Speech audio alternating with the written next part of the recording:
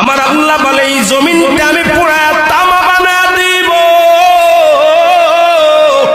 এই জমিনের মধ্যে যত পানি আছে পানিগুলো আমি আল্লাহ পুরায়া ছাই বানা দিব। যেদিন কিচ্ছু বলতে কিচ্ছু থাকবে না, সেদিন থাকবে শুধু আমার আল্লাহ।